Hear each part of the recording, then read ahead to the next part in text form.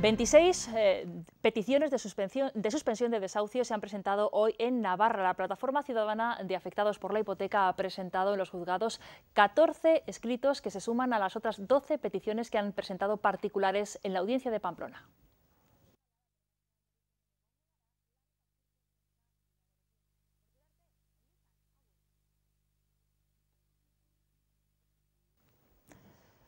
Parecidas imágenes no hemos podido escuchar el audio de esa pieza, podemos intentar recuperarlo a lo largo de este informativo. Son imágenes que se producían hoy ante la audiencia de Pamplona. La Plataforma de Afectados por la Hipoteca presentaba esos 14 escritos para paralizar algunos desahucios, imágenes que se repetían hoy también en otros lugares del país. Decenas de plataformas de afectados por la hipoteca se han concentrado frente a los juzgados para entregar a los magistrados un escrito en el que las familias afectadas y sus abogados piden que paralicen su proceso de desahucio. A lo largo de la mañana de hoy se han entregado centenares de cartas en toda España. Las imágenes que ven pertenecen, por ejemplo, a las que se entregaban en Bilbao.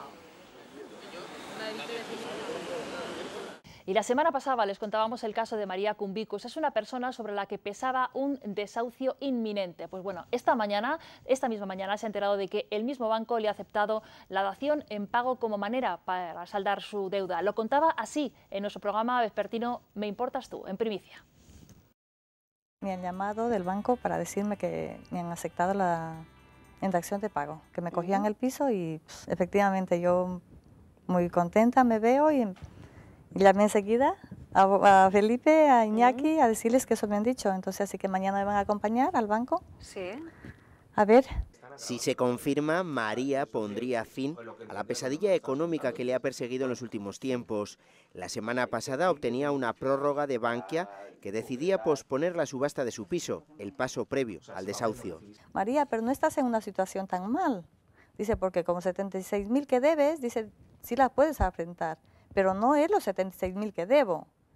Debo mucho más, debo 200 y pico de miles. O sea que el banco se queda con el piso y más los 76.000 de deuda. Y estamos viendo que en los últimos meses ya, bueno, la mayoría de las asociaciones, incluso de jueces, de magistrados, están a favor y están reconociendo que efectivamente esta ley crea indefensión. María no podía ocultar su satisfacción en el programa de Navarra Televisión por la decisión que ha tomado el banco y se muestra tremendamente agradecida a la Plataforma de Afectados por las Hipotecas. Y una sociedad también muy hipersensibilizada por la crisis hace que efectivamente plantee ya de una forma seria a los políticos la necesidad de revisar la ley.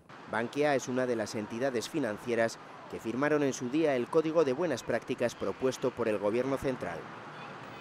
Y los ayuntamientos socialistas han adoptado hoy la decisión de retirar sus depósitos de aquellos bancos que sigan ejecutando desahucios de familias de su vivienda habitual. Es la decisión que han tomado hoy en una reunión que han mantenido todos los alcaldes socialistas, una reunión presidida por Elena Valenciano, en la que piden al Gobierno de Rajoy que amplíe las condiciones de la moratoria de 2 años a aquellas familias que puedan demostrar una insolvencia sobrevenida.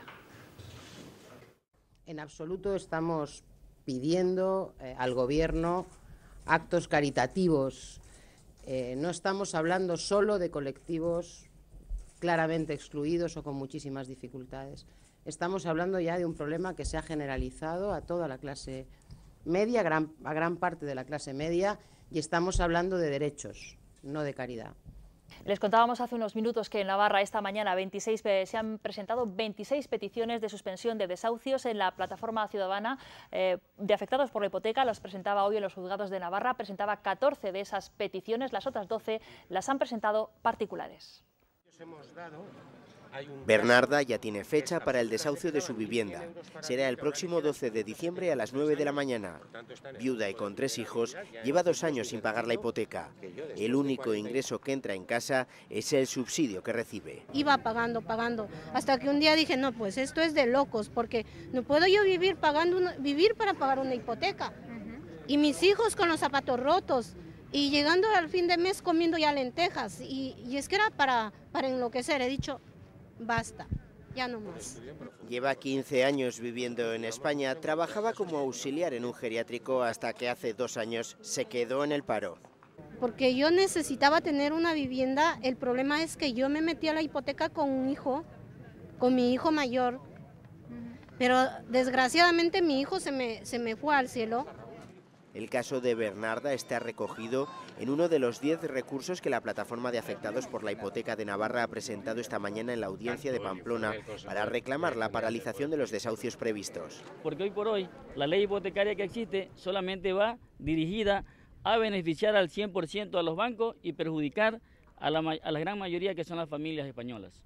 Ni siquiera nombra qué va a ocurrir con los intereses de mora, que son de un 20%, lo que tiene permitido la banca. Para la plataforma, el Real Decreto Ley presentado por el Gobierno es una chapuza y un mero parche en el que se ignora a las familias desahuciadas. Pues la dinamización del stock de viviendas sin vender ha llevado hoy al secretario de Estado de Comercio, Jaime García Legaz, a anunciar que se está estudiando la posibilidad de conceder la nacionalidad española a aquellos extranjeros que adquieran una vivienda de más de 160.000 euros en nuestro país, una medida que ha tenido ya una respuesta social y que todavía está en estudio. Comprar una casa en España de al menos 160.000 euros, ese podría ser el precio para tener el permiso de residencia español. El objetivo es que desde el extranjero se mueva el mercado inmobiliario a cambio de una posible vida aquí. La oferta apunta sobre todo al mercado chino y al ruso, que son precisamente los que invierten en ladrillo en España. Para el PSOE no es una buena fórmula. Creo que hay fórmulas bastante más rigurosas que esa. No opinan lo mismo las inmobiliarias de la costa, como esta en Alicante, con el 35% de compradores rusos. Sí nos están comprando y sí está siendo un producto bastante aceptado por parte de los ciudadanos rusos. En la calle la medida no se ve demasiado bien. No, porque tengas que comprarte una casa que tiene que dar los papeles. Hay que darle la nacionalidad a la gente que se la merece. Eso no es motivo suficiente para nacionalizar a nadie. Con el número de parados que tenemos, que venga más gente. El precio, 160.000 euros, no es casualidad, dice el Gobierno. Es un precio medio para evitar una llegada masiva de extranjeros por la oferta.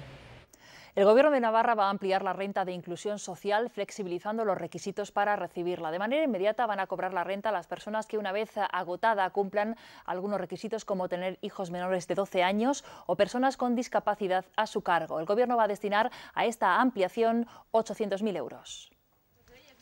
A partir de ahora podrán seguir cobrando la renta básica de inclusión aunque la tengan agotada aquellas personas que tengan a su cargo menores de 12 años, personas con enfermedades graves o con discapacidad. También podrán seguir cobrando la renta quienes estén en programas de apoyo a viviendas sociales y mujeres víctimas de la violencia de género.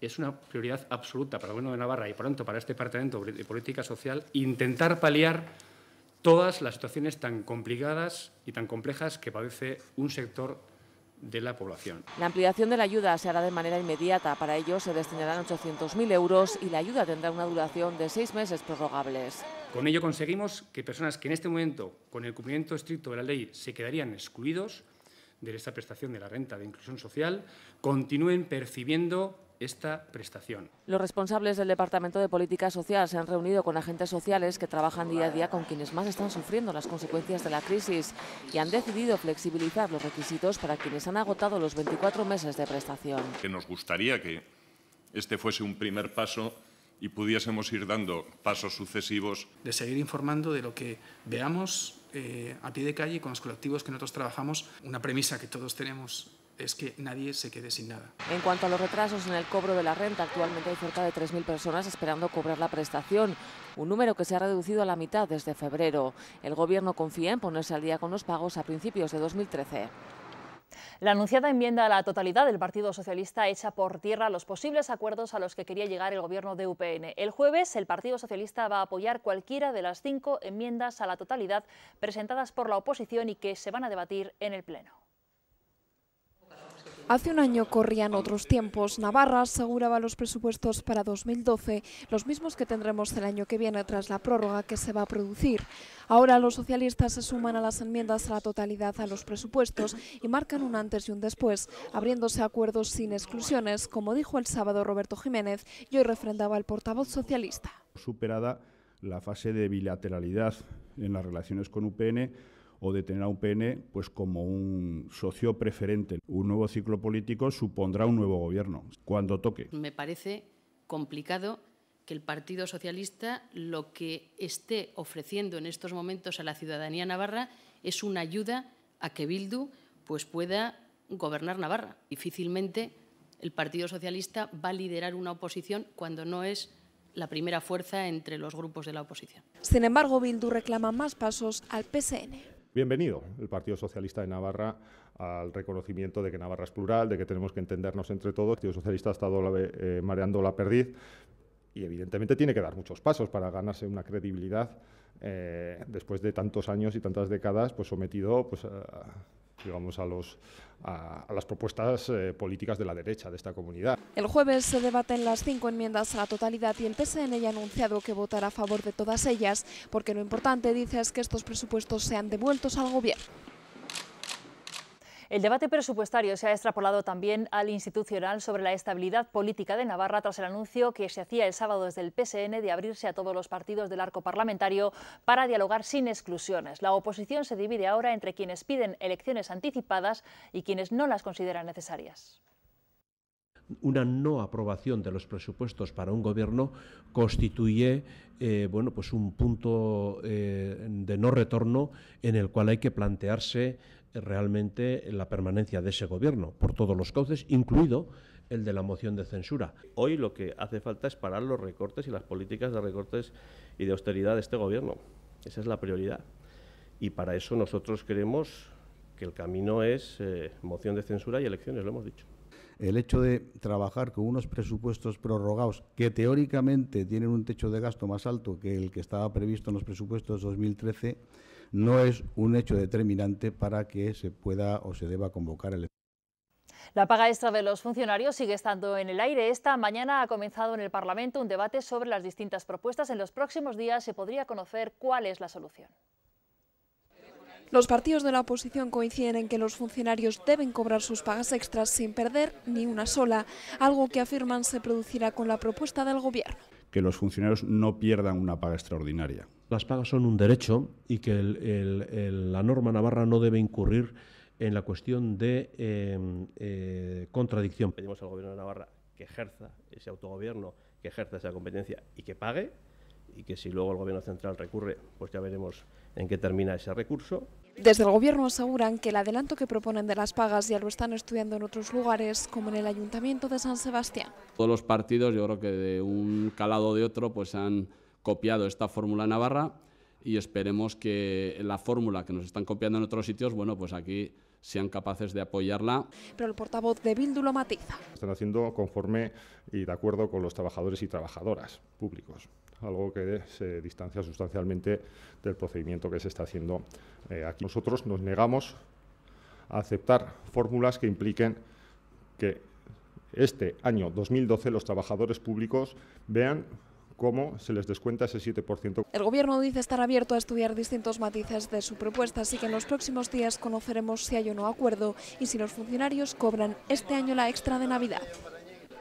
Y los sindicatos han llamado hoy a los empleados públicos a empapelar sus centros de trabajo con carteles contra los recortes y a favor de la libertad de expresión para mostrar así su rechazo a los recortes. En el Departamento de Educación se han colocado carteles a favor, dicen, de la libertad de expresión en alusión a la prohibición de colocar pancartas en edificios públicos, mientras que en el Palacio de Justicia de Pamplona se han desplegado dos pancartas, una contra los recortes y la otra a favor de la recuperación de sus salarios.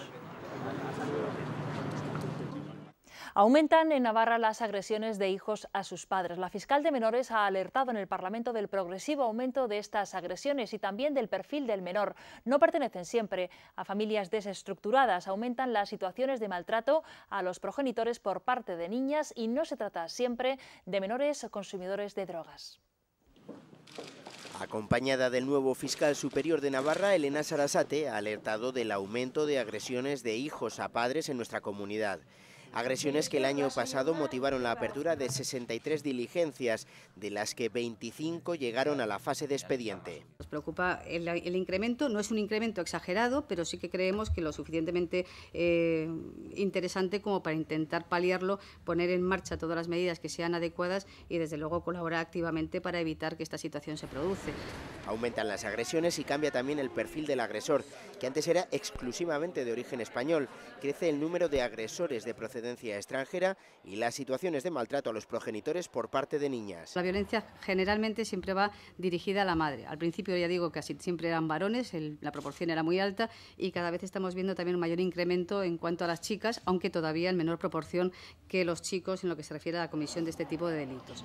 Los agresores no pertenecen siempre a familias desestructuradas o con desarraigo. En no pocas ocasiones, el maltrato se produce en familias normalizadas. Tampoco se trata de menores consumidores de drogas. Solo se dio esta circunstancia en 9 de 25 expedientes. A un menor que se acostumbra a obtener todo mediante el ejercicio de la violencia, pues desde luego no va a cesar cuando cumpla 18 años y probablemente esa situación se va a mantener en su vida posterior, sea en su vida de pareja, sea en relación con los hijos, y por lo tanto el tratar de paliar esa situación cuanto antes entendemos que es absolutamente fundamental. El procedimiento comienza con una denuncia de los padres o una intervención policial, pero en la mayoría de las ocasiones los progenitores terminan retirando la denuncia.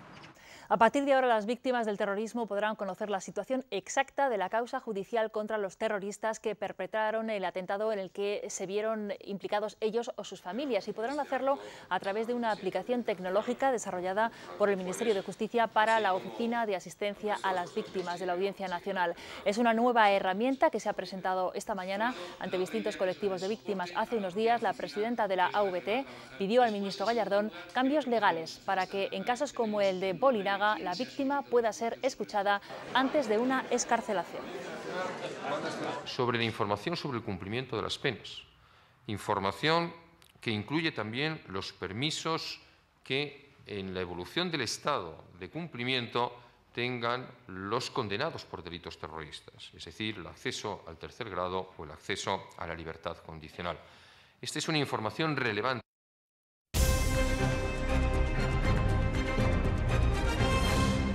La producción de la Protectora de Pamplona se va a trasladar en el futuro a dos plantas diferentes. La parte de porcino se va a realizar en la ciudad agroalimentaria de Tudela y el resto en Salinas de Pamplona. La empresa y el Gobierno han firmado un acuerdo para hacer realidad estas opciones.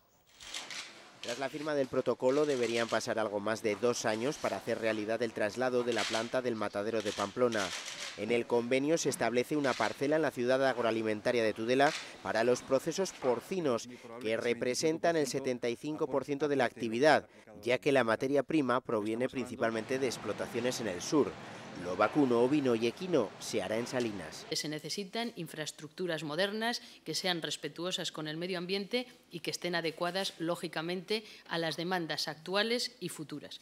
Esta apuesta obliga a un proceso de innovación y continua mejora de nuestros procesos de transformación y, por lo tanto, de los productos obtenidos a través de la homologación, acreditación nacional e internacional de nuestras industrias. Desde la empresa La Protectora apuestan por mantener las señas de identidad del producto que ahora comercializan. Podrá salir exitosa si sabemos compatibilizar nuestras enseñas de referencia: ternera de Navarra, cordero de Navarra, cercana, pamplonica, mina, etc. La Protectora emplea a 107 personas en sus instalaciones del matadero y tiene alrededor otras empresas punteras del sector con otros 173 empleados. San Juan, Ermitagaña, Mendevaldea y Azpilagaña serán los 4 barrios que se van a incluir en la zona azul de aparcamiento regulado a partir del día 1 de abril de 2013. La medida, según el Ayuntamiento, evitará que estos barrios se conviertan en zonas con efecto frontera de aparcamiento de aquellos que pretenden acceder al centro de la ciudad. Así, dice el consistorio, se van a solucionar los problemas de tráfico en estos barrios. Los vecinos y los residentes podrán aparcar más fácilmente y la rotación de vehículos será mayor. Con esta ampliación, Pamplona pasará de tener 10.920 plazas de aparcamiento regulado a 22.636.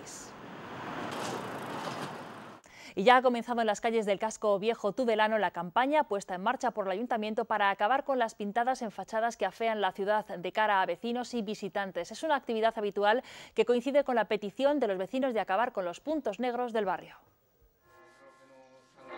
Durante 2 semanas, 6 personas se encargarán de lavar la cara a las fachadas del casco viejo de Tudela, tapando de la mejor manera posible las pintadas realizadas por grafiteros. Sí, hombre, que quede, lo vamos a pintar un trozo y que se quede a media. Las ordenanzas pues recogen que han de ser los propios propietarios quienes se hagan cargo de la limpieza de esas pintadas, pero bueno, entendemos desde el ayuntamiento que podemos actuar de una manera directa. Se va, por supuesto, a todo vecino al cual se le vaya a intervenir en su fachada para quitar una pintada, se le va a avisar, va a tratar de encontrarse, pero bueno, también sabemos que esas cosas pues muchas veces requieren de mucho tiempo, de papeleos, de notificaciones, y bueno, se va a tratar de ser un poco más efectivo en ese asunto para ir más rápido y para ser más efectivos y acabar con esto lo antes posible. En las fachadas en las que no se puede limpiar mediante chorreo de arena, la pintada se oculta con un color lo más parecido posible al de la pared.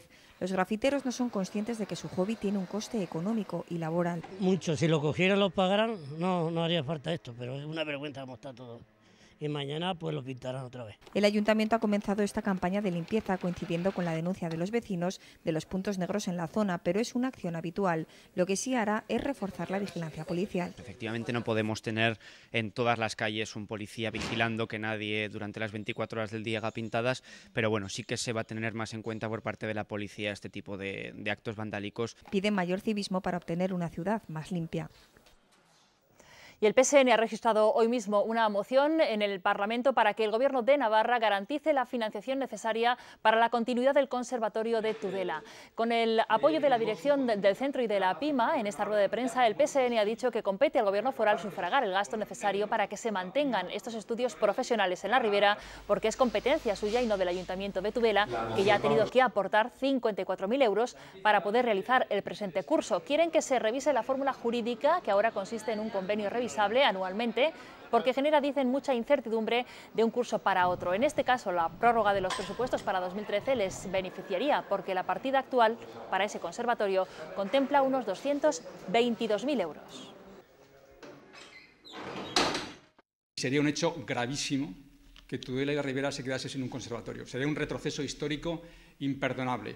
Y, por tanto, las administraciones, el Ayuntamiento de Tudela y, sobre todo, el Gobierno de Navarra, tienen la responsabilidad de asegurar su continuidad, por no decir su mejora. Te quito dinero y encima te doy más competencias. Está pasando con el tema del conservatorio, que lo están dejando así, pero está pasando exactamente igual con el tema del autobús de la vida. Que ese planteamiento es el mismo. Es quitar un servicio que lo paguen los ayuntamientos y encima les doy menos dinero. Pues bueno, en esto no vamos a entrar. Lo que es responsabilidad del Gobierno es responsabilidad del Gobierno y lo tiene que pagar el Gobierno. La UNAC, indignada con el colectivo arbitral, las amarillas que perdieron una jornada más, se quejan no tanto de las decisiones de los colegiados como de la actitud de los mismos a la hora de pitar sus partidos. Y además les invitamos al Teatro Gayarre, que va a acoger la representación Lucía di Lammermoor. Se trata de una de las óperas más importantes de Donizetti, el fin de semana. Ahora, ¿quieres pensar en el mañana con optimismo? Sí o sí. Disfrutar de la vida juntos y sin preocupaciones, sí o sí. Y construir un futuro para los tuyos, sí o sí, con la tranquilidad de los nuevos planes de pensiones con rentabilidad asegurada de Caja Rural. Tu futuro garantizado, sí o sí. Planes de pensiones y previsión garantizados de Caja Rural. Tu futuro está en nuestros planes.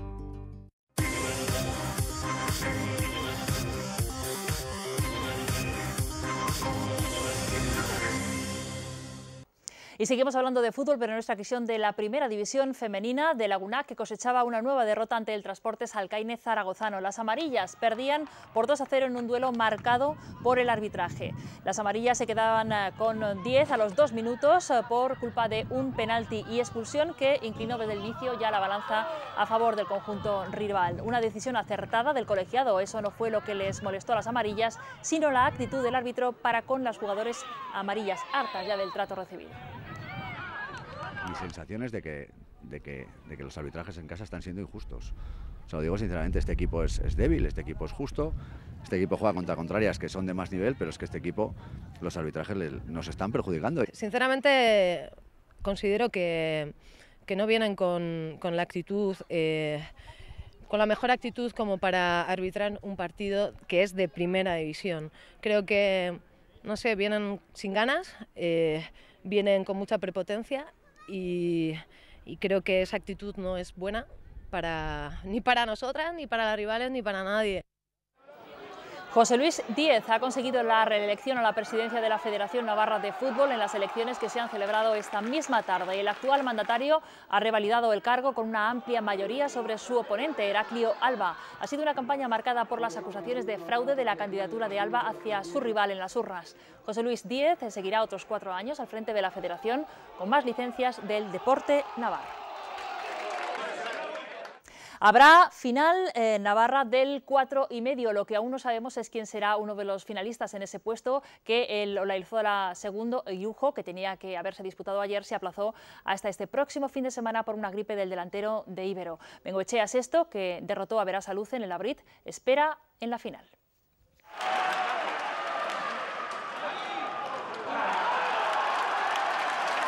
Por 22-16, el delantero de Leiza jugó un brillante partido con el que alcanza su primera final en la jaula. Todavía no me lo creo, ¿no? Para mí es algo muy importante haber ganado este partido y bueno, la verdad es que estoy muy contento con el partido que he hecho, ¿no? Sabía que iba a tener que hacer muy bien las cosas contra Pablo, porque es un pelotari peligrosísimo, ¿no? Le conozco muy bien y sabía que no me podía confiar en ningún momento. A Berasaluce no le quedó otra que claudicar ante el empuje de Oñats, quien tras el empate a 7 se marchó en el tanteador y aguantó la última arrancada del vizcaíno, que se acercó, aunque sin premio final. Ignacio fue un gran partido también.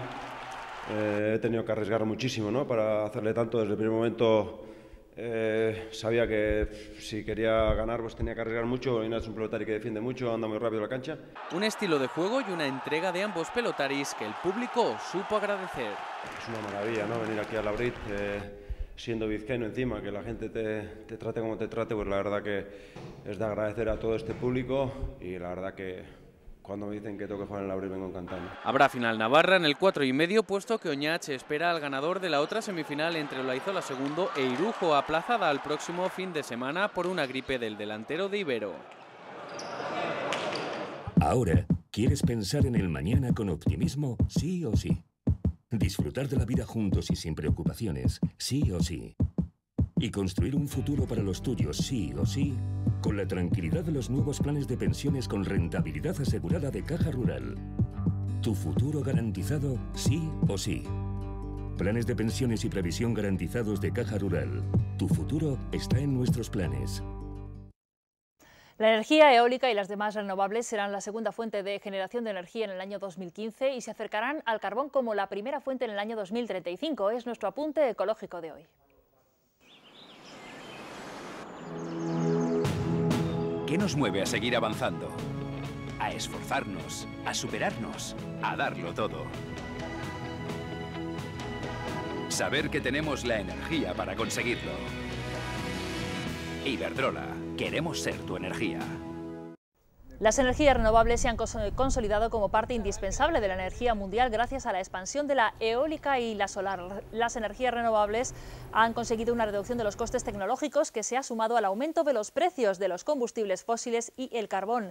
En el año 2011 fueron 88.000 millones de euros a nivel mundial de incentivos a las renovables.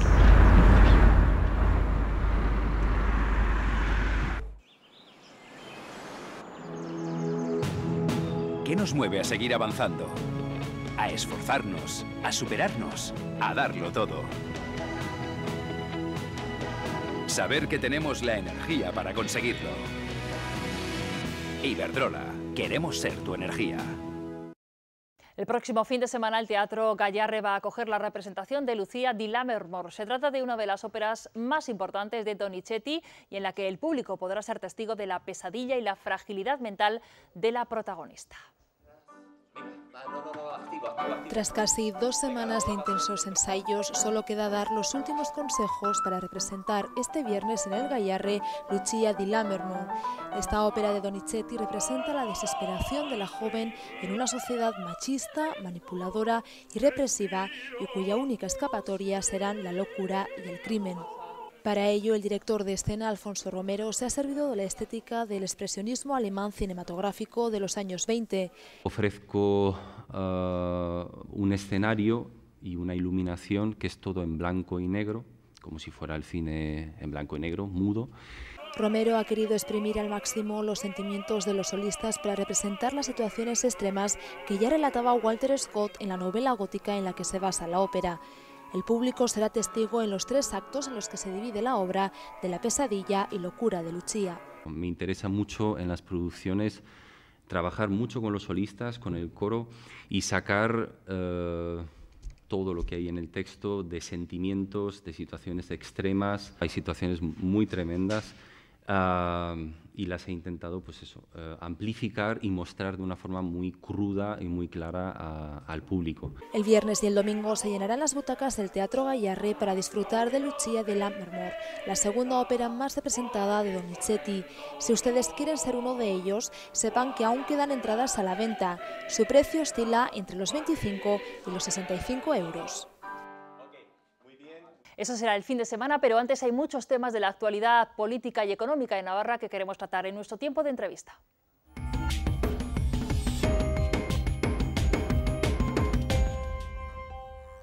Temas importantes para el futuro en Navarra que hoy vamos a debatir con Roberto Jiménez, secretario general del Partido Socialista del PSN en Navarra. Buenas noches. Hola, muy buenas noches. Este fin de semana ha habido comité regional. Ustedes van a presentar, lo han dicho ya, una enmienda a los presupuestos. Van a votar, sí ha dicho hoy, a todas esas enmiendas que se presenten el jueves, que se debatan el jueves.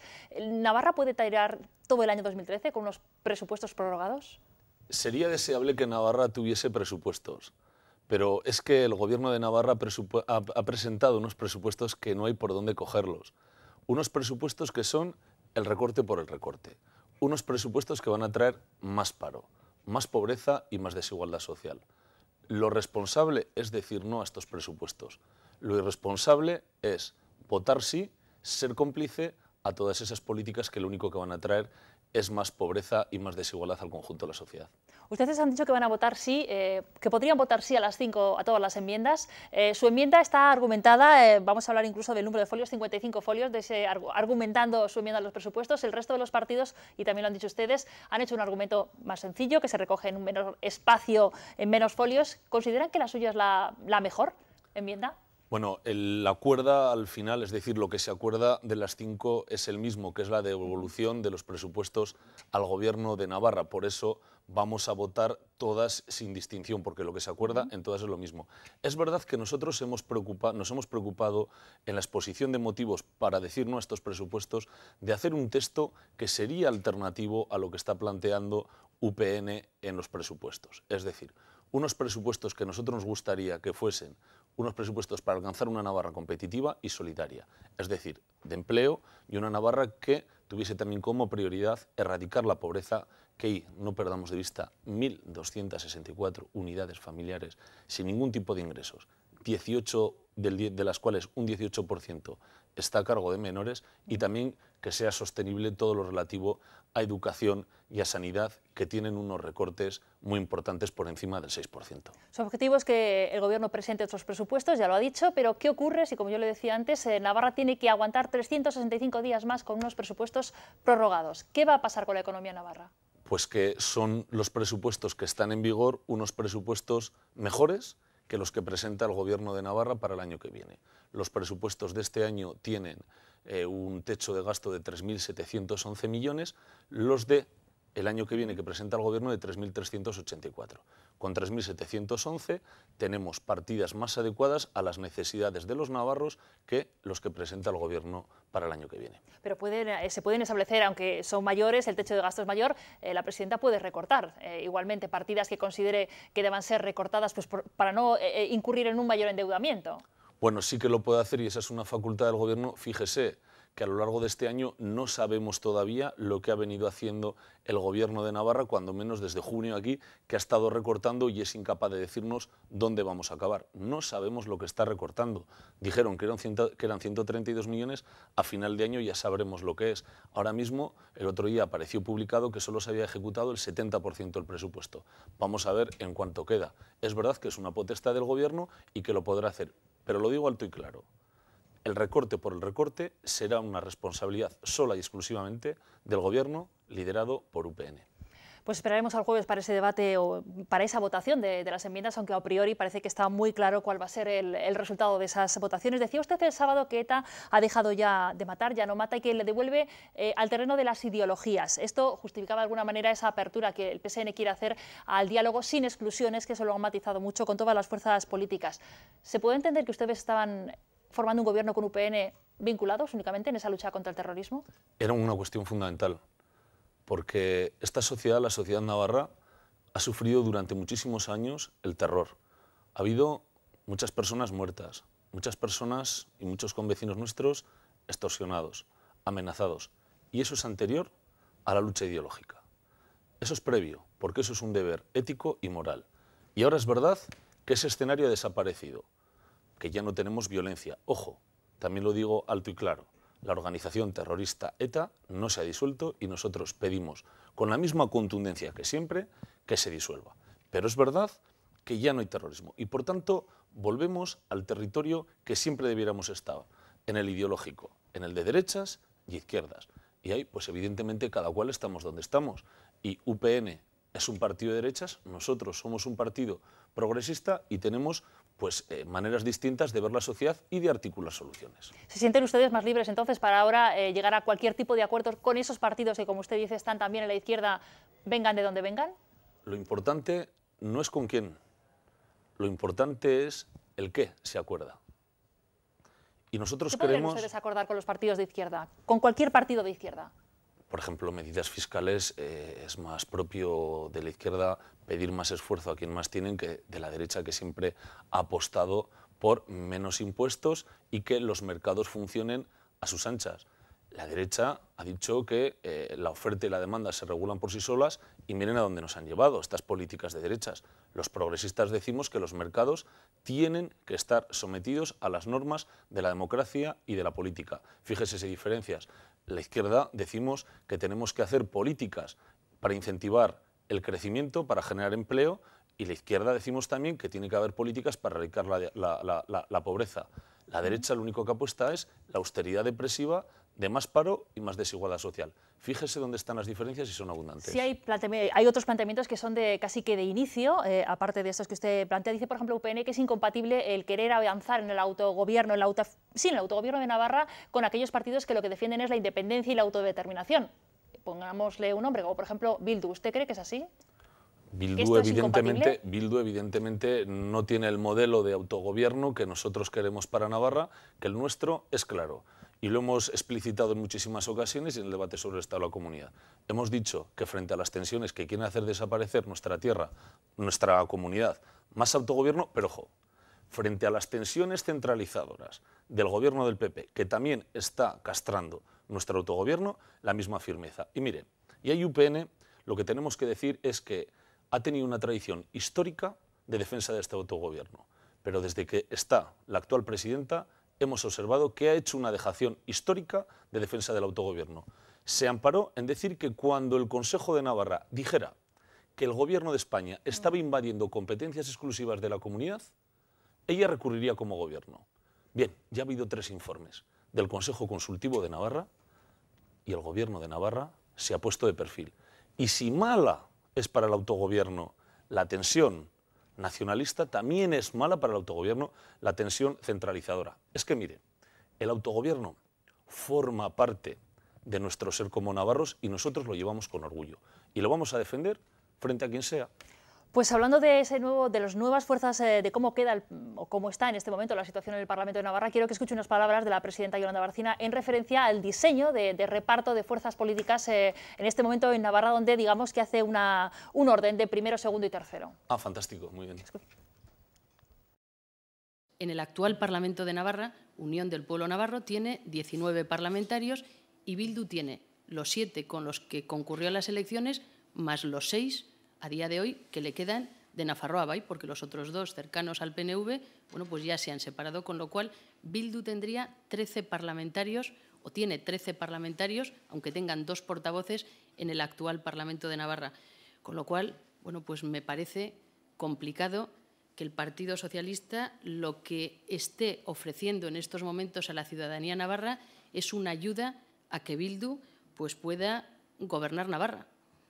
Porque la segunda fuerza es Bildu. Luego, difícilmente el Partido Socialista va a liderar una oposición cuando no es la primera fuerza entre los grupos de la oposición. ¿Consideran ustedes, le sitúa la presidenta, tercera fuerza política? Dos consideraciones previas. Es evidente que los extremismos se necesitan retroalimentar. La derecha y la izquierda abertzale. Primera constatación. Segunda constatación. Oiga, mire, vamos a la web del Gobierno de Navarra o a la del Parlamento de Navarra y se verá primera fuerza, Unión del Pueblo Navarro. Segunda fuerza, Partido Socialista. Tercera fuerza, Nafarroa Bai. Cuarta fuerza, Bildu. Quinta fuerza, Partido Popular. Y sexta fuerza, Izquierda Unida. Que luego por avatares políticos Bildu se haya desgajado en dos, donde por un lado esté lo que ahora se llama Nafarroa Bai y sigue llamándose Nafarroa Bai en el Parlamento, y por otro lado estén dos parlamentarios no adscritos, no altera la situación. Y le voy a decir la cuestión que a mí me parece más importante. Es que nosotros, cuando hablamos de liderar este nuevo tiempo, estamos hablando de construir con la sociedad, de dar respuestas a los verdaderos problemas de la sociedad, para atacar el desempleo, la desigualdad social, para que los servicios públicos funcionen, regenerando la política, olvidando esta política que acabamos de ver ahora, que es política para los políticos, para hablar, escuchando a la sociedad, de los verdaderos problemas y no jugar al jueguecito de las sillas, que está muy bien, les puede gustar mucho. Pero para eso necesitarían ustedes contar en este momento con acuerdos. Decía Íñigo Urkullu la semana pasada que, bueno, pues que el PSN estaría tanteando un poco la situación para ver si se podía llegar a acuerdos con Bildu. Lizarbe ya dijo que no era así. ¿No están ustedes planteando posibles acuerdos? El señor Urkullu me parece que vive en, no sé, en la estratosfera, vamos, porque, en fin, eso tiene que ser una mente un tanto calenturienta, que con algún interés lo dirá, seguro, de acuerdo a su comunidad, pero eso yo lo desmiento absolutamente. ¿No es así en Navarra? No. ¿Están ustedes en esta situación que se ha planteado con el debate presupuestario, que se extrapola a lo que es la estabilidad política en Navarra? Hay partidos que defienden unas elecciones anticipadas y otros que no. Yo lo que tengo que decir que al no ser una competencia nuestra, nos da igual. Lo que quiero decir es una cosa. Si hay elecciones, nuestro partido está preparado. Ahora bien, unas elecciones lo que significan es el fracaso político de la actual presidenta del Gobierno, que inició una legislatura con un gobierno estable y en menos de un año se ha quedado en un gobierno débil que suma más crisis a la crisis. Si hay unas elecciones anticipadas, es su fracaso político. Tiene nombres y apellidos, Yolanda Barcina. Si ustedes no apuestan por esas elecciones, dice que no está en su mano convocar esas elecciones, efectivamente. ¿Qué puede pasar en Navarra 2 años en esta situación? ¿Presentarían ustedes en algún momento, lo han pensado, lo han planteado, una moción de censura? Nosotros estamos pensando permanentemente en construir, en liderar, construyendo, dando alternativas. Ahora mismo nosotros no nos estamos planteando en jugar al jueguecito de las sillas del quítate tú para que me ponga yo. Estamos hablando permanentemente de que no haya exclusiones, de sumar, porque los problemas, insisto, que tiene Navarra, como el desempleo, afectan a todos por igual. Que yo sé que es muy tentador hablar del jueguecito de las sillas, de la política para políticos, pero es que nosotros de alguna manera también es trabajar por el futuro, por seguir avanzando, o por lo que uno considera que es seguir avanzando en el gobierno de una comunidad, presentar una moción. ¿Por qué no la presentan? Nosotros ahora mismo estamos pensando en construir, estamos pensando en sumar, y ahora mismo no solo depende de nosotros. Hacer una moción de censura, oiga, es una cuestión muy seria, Tendría que haber un programa alternativo, un candidato alternativo, tendrían que darse una serie de circunstancias que a día de hoy no se dan, y que es que además a nosotros no nos preocupan. ¿No hay candidato alternativo? No nos preocupa. Hombre, se tendría que consensuar entre las distintas fuerzas que tienen que poner la moción de censura. Y además le voy a confesar una cosa, pero ¿usted cree que si hubiera una moción de censura de verdad, esto se diría a los medios de comunicación así? Se pondría por sorpresa en el Parlamento, porque si no se anuncia, la presidenta del Gobierno tendría la facultad de poder anunciar las elecciones. Con lo cual no podemos descartar que no nos den la sorpresa. No, yo no he dicho eso. Yo no he dicho eso. No malinterpretemos ni estiremos titulares, por favor. No, yo le digo que nosotros no estamos ahora mismo en eso. Que estamos en construir, en sumar, en evitar exclusiones, en que los problemas de todos los resolvamos entre todos, en cambiar este nuevo tiempo político tan acostumbrado al extremismo de unos y de otros, sino de buscar soluciones, diálogos, convivencia, que es lo verdaderamente importante. Nosotros desde nuestros valores, desde los de la izquierda, por eso hemos dicho que es el tiempo de las ideologías, sin exclusiones, pero que cada uno en su sitio. Pues otro de los temas sobre el que se ha debatido a lo largo y tendido, Caja Navarra. El Comité Regional del pasado fin de semana finalmente decidió que su partido presentase una petición a la Cámara de Cómputos para que se pida un informe sobre qué ha pasado en Caja Navarra y su proceso de fusión, cuando usted le hemos escuchado muchas veces decir que no era necesario ese proceso de investigación. Vamos a ver, nosotros lo que nos hemos negado ha sido una comisión de investigación, que es que no es lo mismo que un informe de fiscalización por parte de la Cámara de Cómputos. Una comisión de investigación tiene otras connotaciones y yo me sigo reiterando en esa posición. Dicho lo cual, nosotros aprobamos en el Comité Regional de que efectivamente se le pidiera a la Cámara de Cómputos ese informe, pero previamente hemos pedido nosotros también saber, que nos digan los equipos, los servicios jurídicos del Parlamento, si la Cámara de Cómputos tiene competencia para poder fiscalizar esa institución. Pues Roberto Jiménez, gracias por haber estado en esta segunda edición de Noticias. Un placer. Buenas noches. Buenas noches. Terminamos aquí este tiempo de noticias y de información. Se quedan con la información de la bolsa, también el tiempo y todo el análisis de la jornada con el análisis y la editorial de Vera Villafranca en Diario de la Noche. Hasta mañana. Buenas noches.